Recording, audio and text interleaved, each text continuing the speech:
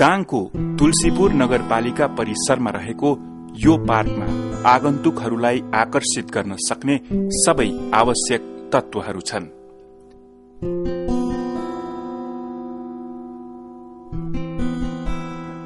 तर आजभोलि यो बगैँचामा मानिसहरू आउने अर्को पनि कारण जोडिएको छ। त्यो हो बगैँचाको एउटा कुनामा रहेको यो पीस मोनुमेन्ट अर्थात शान्ति स्मारक।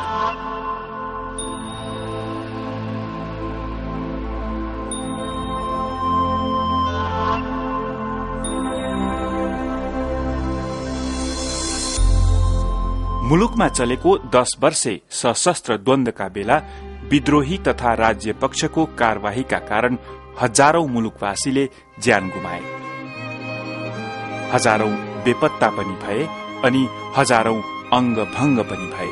मुलुकभरि नै व्याप्त यो पीड़ाबाट दाङ जिल्ला अछुतो रहने कुरै भएन। तर दाङ जिल्लावासीले द्वन्द्वकालमा मारिएका तथा बेपत्ता बनाइएका आफ्ना प्रियजनहरूको सानो भए पनि अस्तित्व चिरकालसम्मका लागि कायम भएको देख्न पाएका छन् यो शान्ति स्मारकमा। छोरा मेरो कान्छो छोरा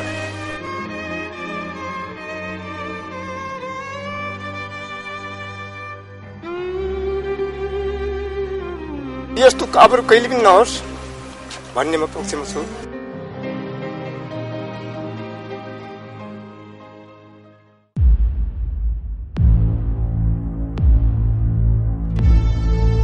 यो शान्ति स्मारकमा राज्य तथा विद्रोही दुवै पक्षबाट मारिएका तथा बेपत्ता बनाइएकाहरूको नाम समावेश छ। जुन पक्षका भए पनि नेपाली मारिए, बेपत्ता अनि अंगभंग पारिए, जुन नहुनु पर्ने थियो भन्ने तथ्यसँग यो स्मारकले जोरदार सरोकार राखेको छ। स्मारकमा सशस्त्र द्वन्द्वका पीड़ितहरूले आफ्ना प्रियजनको नाम हेरेर सन्तोष मान्ने अवसर एकातिर पाएका छन् भने अर्कोतिर यस्तो स्मारकको निर्माणले मुलुकलाई एउटा सन्देश पनि दिएको छ, मेलमिलापको। यो शान्ति स्मारकको निर्माण सशस्त्र द्वन्द्व पीड़ितहरू बीच आपसी मेलमिलापबाट नै सम्भव भएको हो, जसमा जिल्ला विकास समिति दाङ, दाङ निर्माण व्यवसायी संघ, घोराही नगरपालिका, तुलसीपुर नगरपालिकाको सहयोग पनि जुर्यो।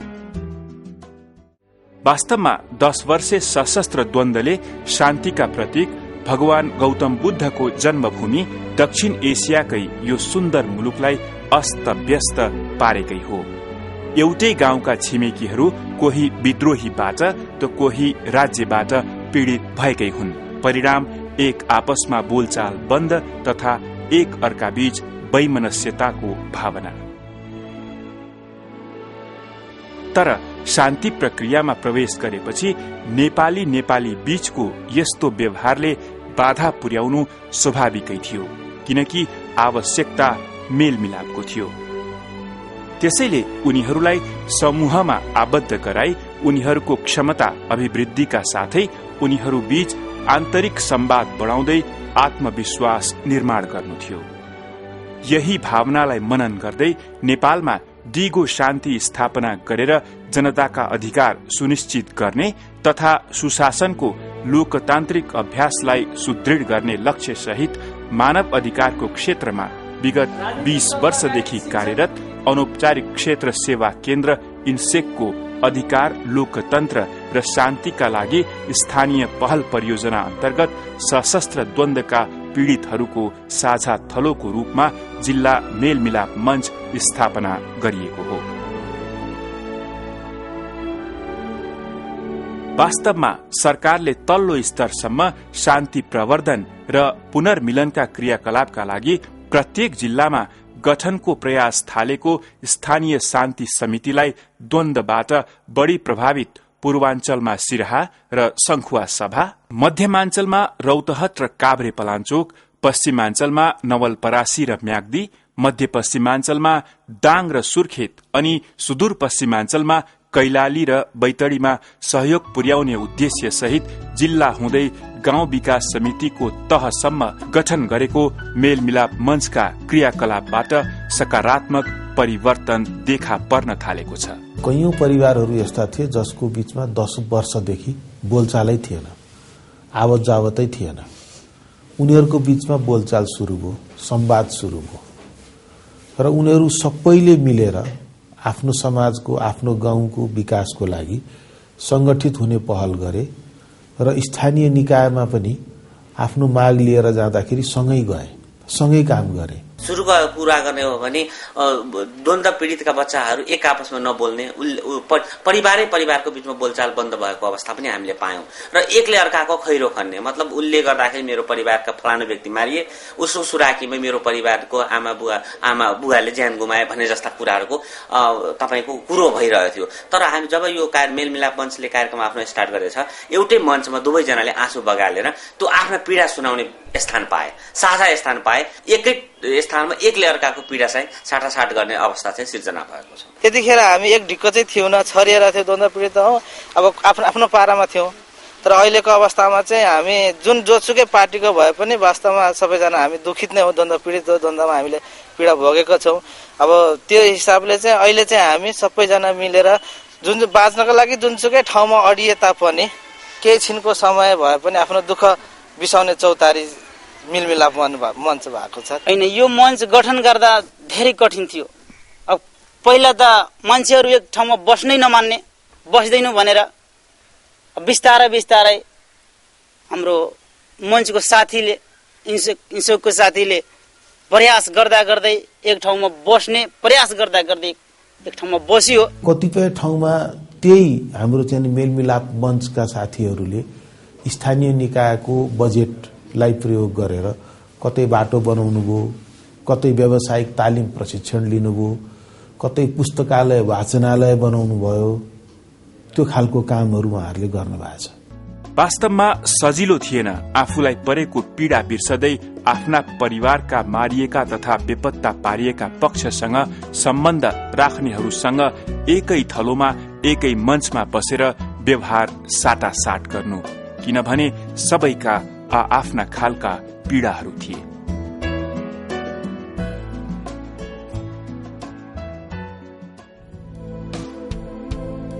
सिराहा धनगढ़ीकी मालती देवी सिंहका श्रीमान न सुरक्षा निकायमा थिए न त विद्रोही नै थिए। द्वन्द्वकालमा सिराहाको एक प्रहरी चौकीमा भएको आक्रमणको भोलिपल्ट उक्त प्रहरी चौकी पुगेका थिए। रमिते भएर वातावरण तनावपूर्ण थियो। बाहिरबाट समेत सुरक्षा कर्मीहरू त्यहाँ आएका थिए। कारणवश प्रमुख जिल्ला अधिकारीको सुरक्षा गार्डले चलाएको गोली लागि उनको मृत्यु हुन्छ। त्यसपछि सैनिक र प्रहरी देख्न साथ मालतीलाई निकै रिस उठ्ने गर्दथ्यो। हुन पनि परिवारका एक मात्र आमदानीका माध्यम उनीहरूबाट खोसिएका थिए। महानन्द राय यादव एक पूर्व प्रहरी। 2062 चैत्रमा यिनी कार्यरत प्रहरी चौकीमा विद्रोहीबाट भएको आक्रमणमा परि यिनी घाइते भए। यिनको गोली गाँठो फुट्यो। प्रहरीमा भएकै कारणले गाउँमा यिनको परिवारले पनि त्यत्तिकै अप्ठ्यारो भोग्नु पर्यो। यिनी प्रहरी र गाउँमा यिनका काका राजनीतिक कार्यकर्ता भएकाले विद्रोहीको डरका कारण यिनीहरू गाउँबाट नै विस्थापित हुनु पर्यो। इन्सेकको पहलमा यो अहिले मेलमिलाप मञ्च गठन भयो। मेलमिलाप मञ्च गठन भए पश्चात हाम्रो गाउँमा एउटा बस्ने वातावरण चाहिँ भएको छ। त्यस पछाडि हामी पूरै परिवार आएर गाउँमा बसिरहेका छौँ। रौतहट चन्द्रनिगापुर गैडेटारकी सरस्वती खुलालको कथा भने बेग्लै छ। सरस्वतीको गाउँ गैडेटार घना जंगलका कारणले विद्रोहीहरूको प्रिय स्थल मात्र नभई शहरबाट 1 घण्टाको दूरीमा मात्र रहेकाले सुरक्षा कर्मीहरूको सहज पहुँचमा पनि थियो। परिणाम स्वरूप दोहोरो मारमा गैडेटारका बासिन्दा परेका थिए। सरस्वती यसैको उदाहरण बन्न पुगिन्। सरस्वतीको घरमा रात बिरात विद्रोहीहरू आएर कहिले खाना खुवाउन भन्थे भने कहिले उनको धान कुट्ने मिलमा आफ्ना सरसामान राखेर जाने गर्दथे। त्यति बेला विद्रोहीको कुरा नमानेर सुखै थिएन। यसै कारण उनले सुरक्षाकर्मीबाट पनि पटक पटक शास्ति पाइन्। सिराहा, फुल्का, कट्टिका लक्ष्मणदासको पीडा आफ्नै प्रकारको छ। लक्ष्मणदास एक समर्पित माओवादी कार्यकर्ता। यिनी द्वन्द्वकालमा सेनाको हिरासतमा परेपछि अनेकौं यातना पाए। त्यसैको परिणाम यिनलाई अहिले सामान्य हिँडडुल गर्न समेत अप्ठ्यारो छ। अहिले हाम्रो स्वास्थ्य हिँड्न नसक्ने 60 सालमा जनयुद्धमा परेर माओवादी कार्यकर्ता पहिले पनि हामी माओवादी कार्यकर्ता हौ। तर पार्टीले अहिलेसम्म कहीँबाट राहत केही दिए छैन। तर हामी पुरानै विस्थापित भएर बसेछौँ। अझै ठूलो पीडा यिनीसँग आय आर्जनको कुनै स्रोत छैन। पार्टीले कब्जा गरेको जग्गामा बनाएको सानो छाप्रोमा यिनी बस्छन् र गाउँ टोलमा मागेर खाने गर्छन्। यी केही यस्ता उदाहरण मात्र हुन्। सशस्त्र द्वन्द्व पीड़ित नेपालीहरूका यस्ता कथा देशैभरि छन्। यद्यपि मुलुक शान्ति प्रक्रियामा गयो र मुलुकबाट सशस्त्र द्वन्द्व समाप्त पनि भयो, तर प्रत्यक्ष रूपमा त्यही द्वन्द्वका कारणबाट विभिन्न परिणाम भोगेकाहरूको मन एक रातमै फेरिन नसक्नु स्वाभाविकै थियो। जो हत्या भएको छ, मृत्यु भएको छ, अपाङ भएको छ, तिनीहरूको परिवारलाई हामीले मेलमिलाप गर्नलाई यो दीर्घकालीन रूपमा लग्नुपर्छ। यो क्रमशः हुन्छ। उनीहरूमा एउटा आक्रोशित भावना छ, त्यसमा दुई मत छैन। सुरुमा धेरै गाह्रो भयो। धेरै गाह्रो चाहिँ कसलाई भयो भन्दा अध्यक्ष चाहिँ दुईतिरको चाहिँ चेपरमा पर्दो रहेछ कि फलानालाई बोलाउन नआउने थियो यो कार्यक्रममा फलानालाई बोलाउने चाहिँ फलानु नै हो, ऊ अध्यक्ष भएको नाताले नै उयो नै हो, उसैले बोलाएको भनेर त्यस्ता खालका वातावरणहरू धेरै सिर्जना भए। अनि पहिला सुरुमा मिटिङमा बस्दाखेरि पनि उसले उसलाई रिस गर्ने, उसले उसलाई रिस गर्ने खालको वातावरणहरू भए। त्यो कारणले गाउँमा व्यक्तिगत रिसिभी पनि भइराखेको हुन्छ नि, त्यसमा चाहिँ झनै गाह्रो कठोर चाहिँ त्यहाँ हुँदो रहेछ। वास्तविक में यहाँ जनयुद्ध के बहुत भयंकर युद्ध रहे, जोना में यहाँ की जन अदालत भी गठन रहे। यहाँ अनेक प्रकार के लोग अबे माओवादी की तरफ से यहाँ गांव भयंकर हो गए, भयावन हो गए। साझे सपाटे मतलब लोग के मारी बंद कर दे, बहरे के लिए दिशा पैखाना भी बंद कर दे। घरे में कुछ लोग ऐसा है कि घरे में व्यवस्थित करके लोग रहे लगले। यहाँ इतना द्वंद्व भेले कि द्वंद्व के कारण से लोग व्यस्त व्यस्त हो गए। कोई किसी से बोले के पक्ष में न रहे, कोई किसी से बतियाए के पक्ष में न रहे, कोई किसी जब बैठे के पक्ष में न रहे। ऐसा वास्तविक में यहाँ अति हो गए है। हामी माओवादीको नाम सुन्ने बित्तिकै पनि डर पनि लाग्थ्यो सर, अनि डराउँथ्यौं पनि। उनीहरूको नाम सुन्ने बित्तिकै हामी डराउँथ्यौं, रिस पनि उठ्थ्यो कि उनीहरूले पाएपछि हामी मर्छौं तर उनीहरूले पनि हामी मार्छौं भनेर हामी सोच्थ्यौं। मेलमिलाप भन्ने कुरा बाहिरबाट थुपारेर हुँदैन। मेलमिलापको बारेमा अरू कसैले बोलेर हुँदैन। मेलमिलाप चाहने हो भने सबै पक्षलाई एकै ठाउँमा बस्ने एउटा साझा चौतारी साझा मञ्चको आवश्यकता पर्छ। र यो हामीहरूको लोकतन्त्र र शान्तिका लागि जुन मेलमिलापको जुन कार्यक्रम छ, यो कार्यक्रमले त्यही एउटा साझा थलो दिएको मात्र हो। हुन पनि अर्काले भनेकै भरमा मेलमिलाप हुने कुरा पनि होइन। मेलमिलापका लागि मनबाट मन मिल्नुपर्ने हुन्छ। त्यसैले विभिन्न परिस्थिति र अवस्थाका द्वन्द्व पीडितहरू बीच मेलमिलाप मञ्च गठनका लागि इन्सेकबाट पटक पटक प्रयास भयो। हामीले यसरी कार्यक्रम हामी गर्न सक्छौं र समाजमा हुलमेल गर्न सक्छौं भन्ने आशा त थिएन। तर इन्सेकको कामले गर्दाखेरि उहाँले तालिम गोष्ठीहरू दिनुभयो र मानवाधिकार सम्बन्धी कुराहरूको ज्ञानहरू पनि हामीले पायौं र समाजमा चाहिँ यो कार्यक्रम मिटिङ गोष्ठी गरेर जनचेतनामूलक यो कार्यक्रमहरू गर्दाखेरि यसबाट हामीले के पायौं भनेदेखि समाजमा हुलमेल गर्ने, विगतमा द्वन्द्वमा भएका एउटा दोष वैमनस्यता, एउटा दोषको भावना जुन थियो त्यो एउटा द्वन्द्व पीडित र हाम्रो राज्य पक्षको जुन थियो नि त्यसमा चाहिँ हामी हुलमेलको वातावरणहरू पाइराखेका छौँ। अहिले 2-4 मिटिङ पछिदेखि चाहिँ उहाँहरूले के गर्नु थाल्नु भने हामी भनेको मानव रहेछौँ, मानवीय अब दोहोरिएर क्षति नहुनको लागि नै यो कार्यक्रम गरेको रहेछ, अब हामीले पनि बुझ्यौँ भन्ने खालको एउटा सान्त्वना वातावरण हुँदै गयो। अनि कार्यक्रम पनि त्यस्तै गरी चल्दै गयो। चल्दै गएपछि अहिले चाहिँ अब सँगै बस्ने, सँगै खाने हैन, एउटै चौतारो बनाऊ भन्ने खालका वातावरणहरू सिर्जना भइरहेको छ। इन्सेकको साथीहरूले हाम्रो पीडाहरू सुन्ने प्रयास गर्नुभयो। त्यसपछि हामी बिस्तारै बिस्तारै एकचोटि मेलमिलाप मञ्च गठन भयो। अब साथीहरूले सबै साथीहरू मिली मलाई अध्यक्ष बनाउनु भयो। अब बिस्तारै बिस्तारै हामी महिनामा एकचोटि, प्रत्येक महिनाको एकचोटि बैठक गर्दै अब आपसी विभेदहरू, आपसमा भएका मतभेदहरू, मानव नराम्रो चिजहरूलाई फालेर हामी एकजुट भएर अघि बढ्नुपर्छ। त्यसमै नै हामीलाई भलो छ भने हामी महसुस गर्यौं।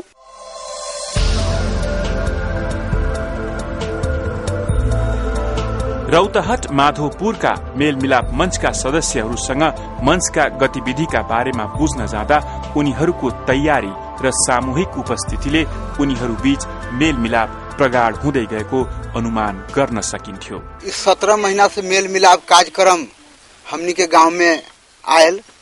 17 महीना पहले से हमनी सके अपना में ओकरा से हमरा न मतलब बात बैठे थे, उनकारा जोरे हमरा न संगत है तो उनकारा से हम डराई थी तो हमरा से उ डराई थे। लेकिन यही मेल मिलाप कार्यक्रम जौना दिन से हमनी के गांव में आयल है तो वो दिन से हमनी से हाथ में हाथ, कान में कान जोड़ के यही गांव में हमनी से छी। वो दिन से हमनी से गांव से कुछ अनुभव लाग रहा, लेकिन द्वंद हमनी से हटल।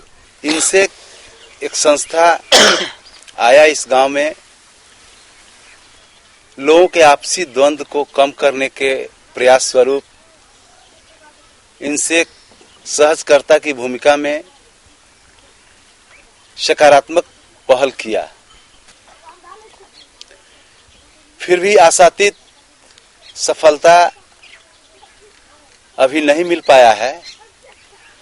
इनसे द्वंद कम करने में तो प्रयास किया, इसमें दो मत नहीं है। एक पीड़ित और पीड़क को एक टेबल पर ला करके द्वंद समाधान करके मेल मिलाप बढ़ाने में सहयोगात्मक भूमिका, सकारात्मक भूमिका प्रस्तुत किया। इनसे मेल मिलाप मञ्च गठनपछि हासिल सबैभन्दा ठूलो उपलब्धि दुवै पक्षका पीड़ितहरू बीच आपसी विश्वास वृद्धि भई संवादको थालनी हुनु हो। त्यो संवाद कायम गर्ने क्रममा सुरुमा केही समस्या रहे, तर यो कुरालाई सघाउने मान्छेहरू पनि त गाउँघरमै छन् नि। धेरै मान्छे छन्, 98% भन्दा बढी मान्छे छन्। ती सबैको साथ र सहयोगमा हामीले यो एउटा संवादको मञ्च स्थापना गर्न सक्यौं र संवादकै मार्फतबाट यी सबै खाले चुनौतीहरूलाई हामीहरूले सामना गर्दै गयौं, परास्त गर्दै गयौं र असल सहयोगीहरूको जमात हामीहरूले स्थापना गर्न सक्यौं। यही मञ्चमा अन्य विभिन्न संघ संस्थाहरूमा आबद्ध व्यक्तिहरू, खास गरी महिला समूह र शिक्षकहरू समेत संलग्न गराइएकाले व्यक्तिगत मात्र नभई सामूहिक उपलब्धि समेत मेल मिलाप मंचको माध्यमबाट हुन थालेको छ। जब से हमार परिवार माओवादी में जाके शहीद हो गई ने तब से माने माओवादी पार्टी कुली बोलाए लगने तो बैठक में जाए लगली। ये पुनर्मिल मिलाप मंच के अध्यक्ष बना देने मैडम बहुत माने बोलहू सकत है, जानकारी हो गल बा सब सर से मैडम से भेंट होला हर महीना के। फाइदा ठुलो के भन्दाखेरि हाम्रो सबैमा चाहिने यो मोटमोटाव भएको मिलमिलाप भयो, मिलियो हामी आपसमा अबदेखि यसो नगरौँ भन्ने चाहिने सबैले साथीहरूले पनि साथ दिनुभयो र चाहिने अहिले चाहिने आएर यो हाम्रो यो मञ्चमा चाहिने अहिले चाहिने त्यस्तो मोटमोटाव छैन। अहिले भन्नु पर्यो अहिलेसम्म राम्रै चलिरहेछ। मञ्च गठन भए पश्चात विभिन्न संघ संस्थासँग समन्वय गरेर अथवा इन्सेकको पहलमा समन्वय गरेर विभिन्न किसिमका तालिमहरू पनि हामीले प्राप्त गरेका छौं र अरू पनि गरौँ र अरू पनि त्यस्ता आयमूलकहरू कार्यक्रम गर्ने संस्थाहरूसँग आबद्ध भएर कार्यक्रम गर्दै जाने भन्ने हाम्रो अपेक्षा पनि हो। जुन पार्टीको द्वन्द्व पीडित हो त्यो पार्टीले मात्रै हेर्ने कामहरू गरेको थियो। अहिले चाहिँ हामी एउटा साझा संगठन जस्तो एकजुट भएर बसेका छौँ विष्णुपुर गाविसमा। अब केही परेको आफ्नो समस्याहरू राख्ने एउटा जमघट बनेको छ। प्रत्यक्ष अप्रत्यक्ष दुई किसिमका कार्यक्रमहरू हाम्रो मेलमिलाप मञ्च गठन भएपछि भइरहेको छ। भन्नाले प्रत्यक्ष भन्नाले सिधै अब पाउने रातहरूमा चाहिँ अब कार्यक्रमहरू गइराखेको छ होला, पाउनु भएको छैन, तर पक्कै पनि एक दिन पाउनुहुन्छ भन्ने आशा छ। हिजो छरिएर जाँदाखेरि हराएका फाइलहरू अहिले संगठित भएर जाँदाखेरि हतारले खोज्ने क्रम पनि जारी छ। त्यही कारणले गर्दाखेरि पनि पक्कै पनि हाम्रो कार्यक्रम लगातार रूपमा अझै पनि 2-4 वर्षै चल्ने हो भने अझै मुक्ति पाउँथ्यो होला, यो द्वन्द्वबाट हट्ने कामहरू हुन्थ्यो होला जस्तो लाग्छ मलाई चाहिँ है। तालिममा नि बोलाउनु भयो, अनि तालिममा नि सिकाउनु भयो, अनि तालिममा गएर नि अब हामीलाई केही थाहा थिएन कि, अनि त्यसमा गएर अब पैसा आएको सबै भन्नुभयो क्या। उसमा के अरे शिक्षा कार्यालयमा केटाकेटीको पढाइको सबै त्यो तालिममा भन्नुभएको, अनि त्यही तालिमबाट उसो गरेर के अरे कम्प्युटर नि सिक्न पाइयो। द्वन्द्व पीडितका बालबालिकाहरूका लागि सरकारले व्यवस्था गरेको छात्रवृत्ति सबैले पाएको अवस्था अझै पनि छैन। फेरि छात्रवृत्ति पाएन भनेर नपढ्ने कुरा पनि थिएन। यस्तो अवस्थामा मेलमिलाप मञ्चका सदस्य रहेका केही निजी विद्यालयका संस्थापकहरूले इन्सेकको आग्रहमा द्वन्द्व पीडितका बालबालिकाहरूलाई आफ्नो विद्यालयमा निशुल्क शिक्षाको व्यवस्था गरिदिए। वास्तवमा द्वन्द्व पीडितका बालबालिकाहरूलाई निशुल्क शिक्षाको अवसर उपलब्ध गराउने यी निजी विद्यालयहरूको प्रयास प्रशंसनीय छ। राज्यले सबैतिर ध्यान दिन सकिराखेको स्थिति छैन। त्यसकारण अब हामी संघ संस्था चलाएर बसेको वा निजी स्कुल चलाएर बसेको सबैको दायित्व हो यति बेला चाहिँ यो स्थितिबाट पार गर्नुलाई देशमा राज्य सत्तालाई सहयोग गर्नु हामी सबैको कर्तव्य हो। यसर्थ हामीले यो द्वन्द्व पीडितहरूलाई पनि सहयोग गर्ने, उनीहरू पनि समाजको एउटा अङ्ग भएकोले उनीहरूलाई पनि सहयोग गर्नुपर्छ हामीले भनेर सोचिराखेको थियो। यसै सन्दर्भमा हाम्रो इन्सेकसँग एक दिन यहाँ कार्यक्रम राखेर चाहिँ यहाँ हाम्रो स्थानीय लेभलमा उहाँहरूसँग कार्यक्रममा मलाई पनि बोलाउनु भयो। बोलाउने क्रममा उहाँहरूसँग छलफल हुँदाखेरि तपाईँहरूले आफ्नो तर्फबाट के सहयोग गर्न सक्नुहुन्छ यो द्वन्द्व पीडितहरूलाई भन्ने सन्दर्भमा मैले अब हामी द्वन्द्व पीडितहरूलाई चाहिँ बच्चाहरूलाई निःशुल्क रूपमा प्राथमिकदेखि लिएर प्राथमिक तहदेखि लिएर हामी उनीहरूलाई मावि तहसम्म निःशुल्क रूपमा अध्यापन गर्न सक्छौँ 5वटासम्म बच्चाहरूलाई भनेर हामीले घोषणा गऱ्यौँ। त्यो इन्सेकसँगको छलफलले यो प्रक्रियासम्म हामीलाई पुर्यायो। यसमा राज्यबाट पीडित पनि छन् र यो द्वन्द्वकालमा अथवा यो मधेस आन्दोलनमा जुन पीडित भएका मान्छेहरू पनि छन्। हामी परीक्षा फिस पनि लिन्नौ, मासिक शुल्क लिँदै लिन्नौ, यो पूजा एक्स्ट्रा कुनै पनि उहाँहरूसँग टाई बेल्टसम्म हामीले आफूले निःशुल्क दिइसकेका छौँ। मेलमिलाप मञ्चबाट भए गरेका विविध क्रियाकलापहरूकै फलस्वरूप सजिलो महसुस गर्न थालेका द्वन्द्व पीडितहरूको चाहना यो मञ्चको निरन्तरता लामो समयसम्म रहिरहोस् भन्ने रहेको छ। मेरो सुझावले त यो रहिरहोस् भन्ने मेरो चाहिँ यो एउटा कार्यक्रम एउटा बचत हाम्रो चाहिँ मेलमिलाप मञ्च राम्रो होस् भन्ने मेरो उद्देश्य छ। पहिला पनि हाम्रो सर आउँदाखेरि हामीले भनेका थियौँ सर अब जस्तै 2 वर्षले यो नमिता मेडमले भन्नुहुन्छ कि 2 वर्षको हाम्रो कार्यक्रम 2 वर्षपछि हाम्रो सिद्धिन्छ, हामी तपाईँहरूले आफै सम्हाल्न पर्छ भनेर भन्नुहुन्छ। अनि अझै हामी त त्यति राम्रोसँग त शिक्षित त भएको छैन, बल्ल अब सुरुवात हो। बिचैमा हामीलाई सुरुवात गर्नुपर्छ, तर बिचैमा हामीलाई छोडिदिनुहुन्छ भने हामी त बिचैमा अल्पत्र पर्छ। हामी हरेक जिल्लामा छौँ, त्यसो भएको हुनाले हामीहरूको स्थानीय उपस्थिति सधैँभरि यो पहललाई सघाउने काममा निरन्तर लागिरहनेछ।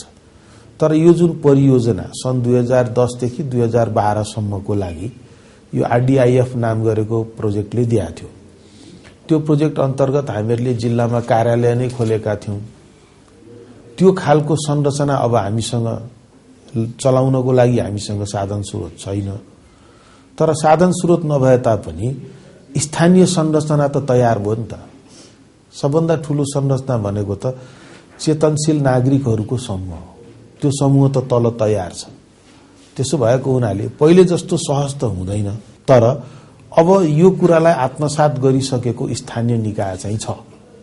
त्यसो भएको हुनाले त्यसले गर्दा हामी अब यो अभियानलाई चाहिँ जारी राख्न सक्छौं जस्तो मलाई लाग्छ। के साँच्चै विद्रोही तथा राज्य पक्षका द्वन्द्व पीडितहरू बीचको दूरी दिलैदेखि घटेको हो त?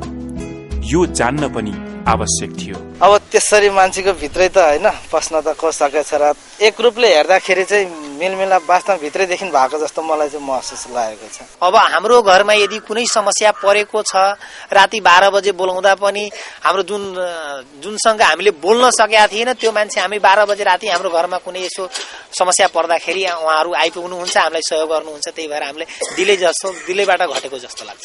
मन भेद कम नभएको भए हामी दुवैजना पुनर्मिलन कार्यक्रममा घाँटीमा घाँटी मिलाएर हातमा हात मिलाएर माला लगाएर दुसल्ला उडाएर समान गर्ने काम हामी गर्यौं, त्यहाँसम्म त सायद पुग्दैन थियो होला हैन त। साँच्चै भन्नुहुन्छ भने सत्यनिरूपण तथा मेलमिलाप आयोगको लागि स्थानीय तहमा यस्तो खालको मञ्च भन्दा बढी सहयोगी अर्को कुन निकाय हुन सक्ला र? त्यसकारण यसको उपादेयता पनि छ, यसप्रति विश्वास आशा पनि राख्नुपर्छ, यसलाई सबैले सघाउनु पनि पर्छ। यो वास्तवमै राम्रो संकेत हो। अब आवश्यकता छ यस्तै व्यवहार र सम्बन्धको मुलुकभरि नै।